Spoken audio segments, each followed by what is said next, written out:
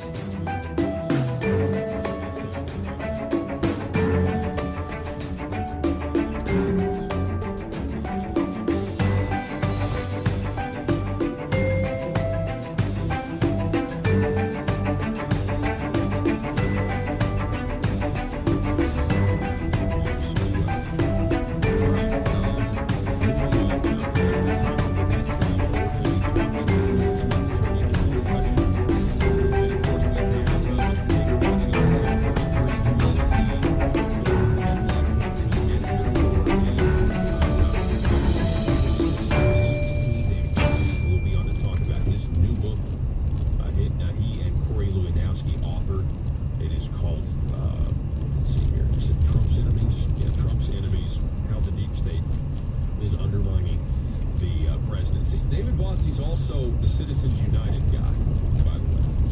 That's him. All right.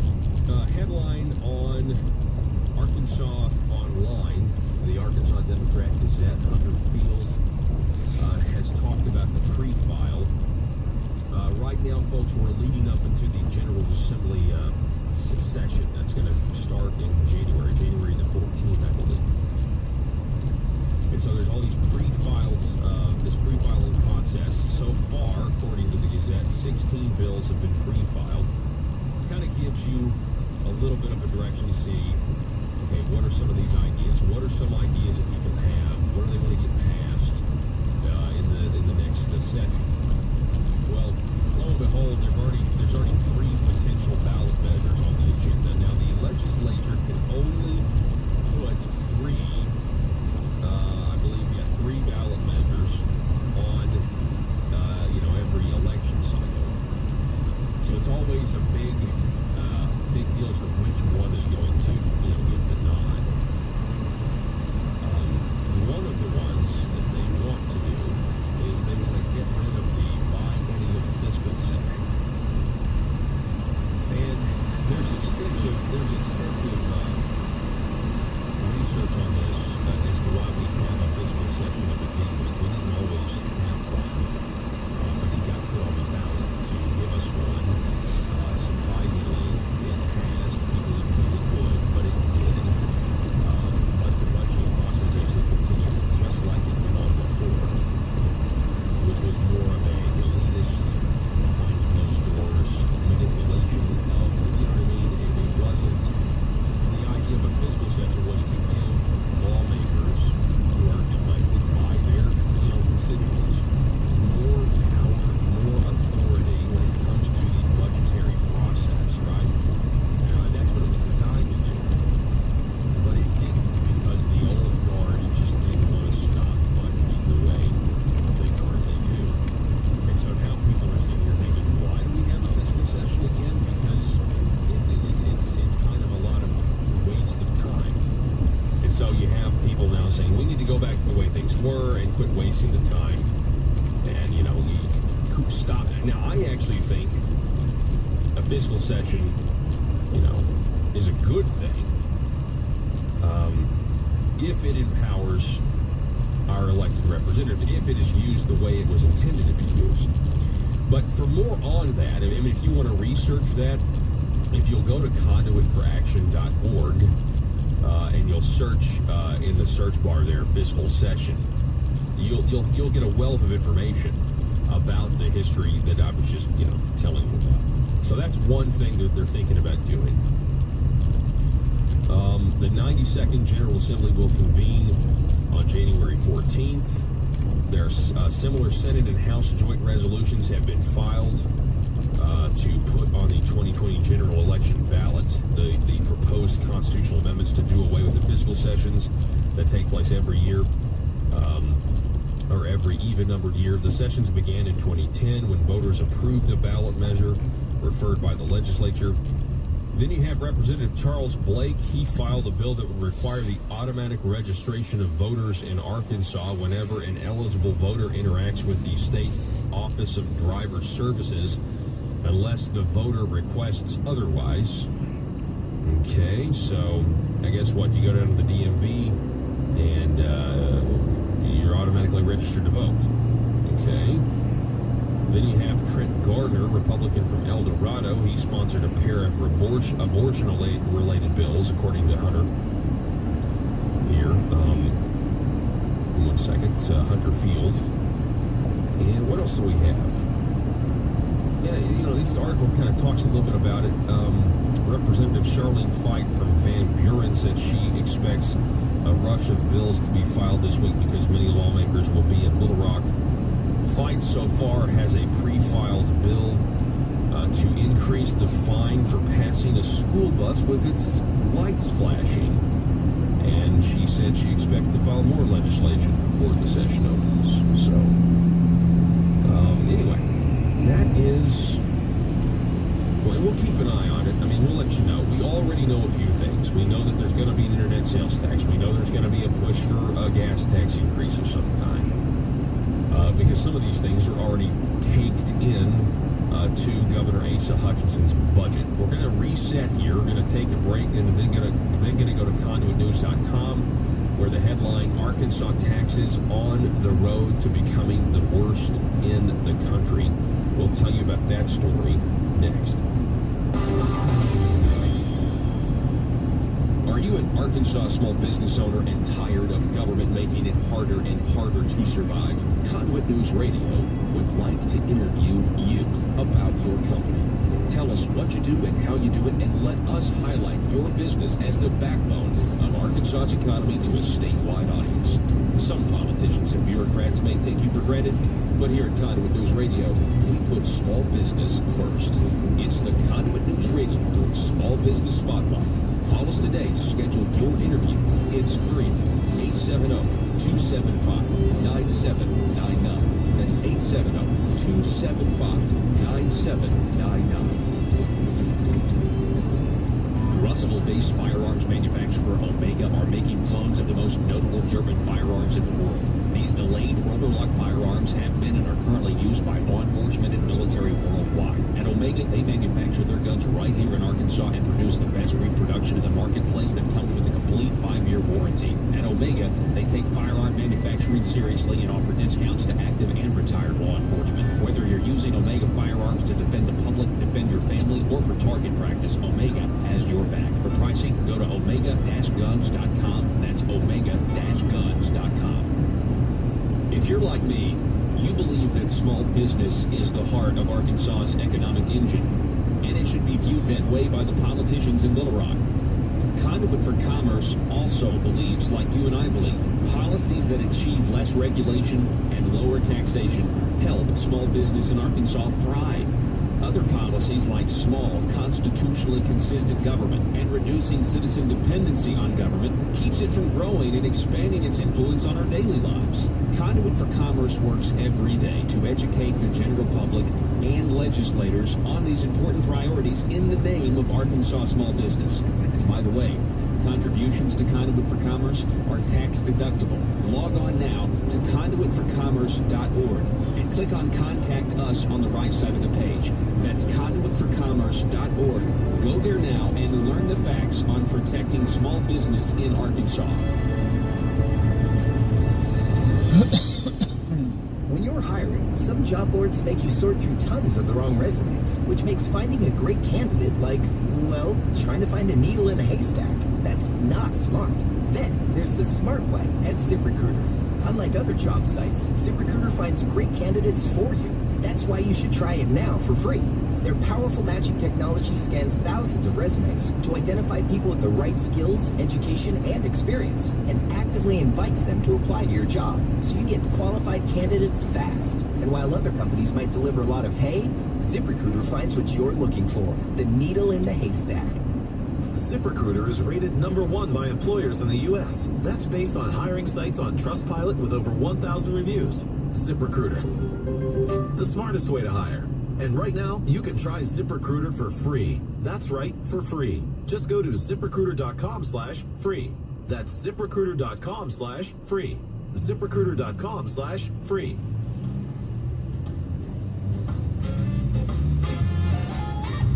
Determined to drain the swamp in Little Rock, it's Conduit News Radio with Paul Harrell.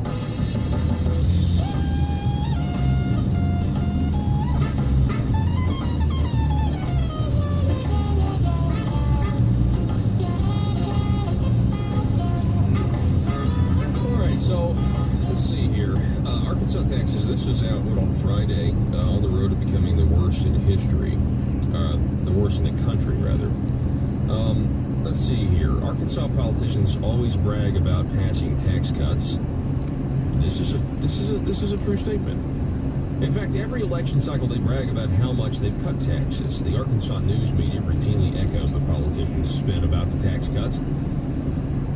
With all we hear about Arkansas tax cuts, you would think by now Arkansas would be a very attractive place for businesses and families. Yet, according to studies by the Tax Foundation on state business tax climate, Arkansas is a high-tax state, and Arkansas's ranking has gotten dramatically worse, despite politicians bragging about tax cuts. In their 2018 report, Arkansas was among the high-tax states, ranking a miserable 39th in the nation. Of the surrounding states, only Louisiana was worse at 42nd. In their 2019 report, Arkansas's tax burden ranks worse than all of the neighboring states. Even worse, Arkansas went from 39th to 46th in the nation. Only 4 states ranked worse than our state: Connecticut at 47, New York at 48, California at 49, and New Jersey at 50. How is this horrible ranking possible, considering all the bragging on tax cuts by Arkansas politicians and the media?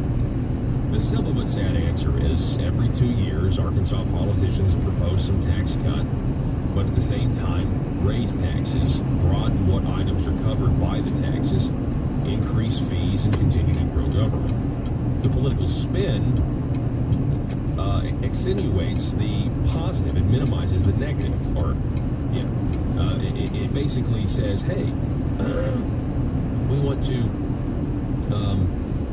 accentuate the positive and minimize the negative, even though the negative, the tax increases, outweighs the positive. In other words,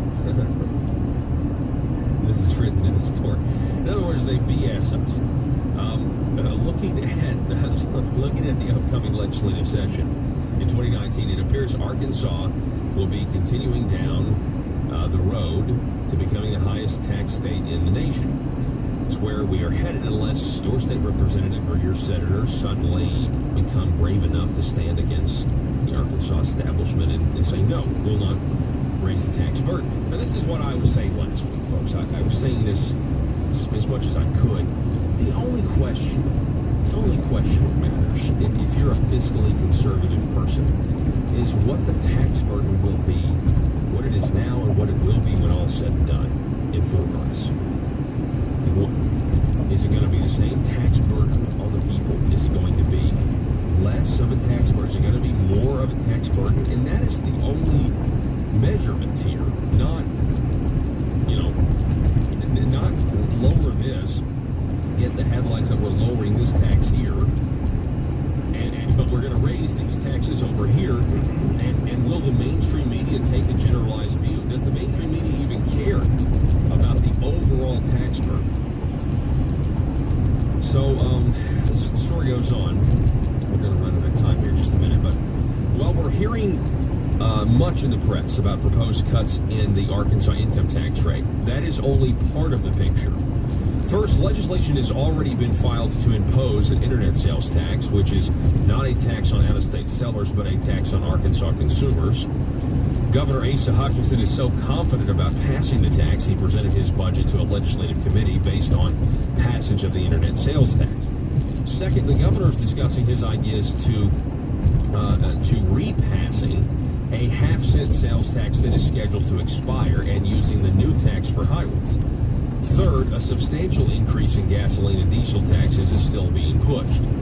The legislative session has not even started, so what other legislation will be proposed to take more of your money? That remains to be seen, if any. Forget about the promised income tax cut putting money in your pocket. Politicians are looking to take it all back plus more. The question is how much more the state will rob you through other taxes being considered. Then it goes on, the story here at conduitnews.com. Check it out. The legislature's tax task force is headed by Senator Jim Hendren, nephew of the governor, has been studying taxes for over a year. They've worked hard, but with no standard, they have wandered aimlessly. They could have done great things if they had just started with a goal of reducing Arkansas's tax burden so that it's less than that in at least, one more state. We've got this up at conduitnews.com, courtesy of Conduit for Action. Check it out. Let us know what you think. Special interests are also at play here, as they always are. We'll be back in a minute with Joey McCutcheon. The news and talk of Northeast Arkansas. This is News Talk 101.3 FM and 12:30 AM KBTM, Jonesboro, an EAB radio station.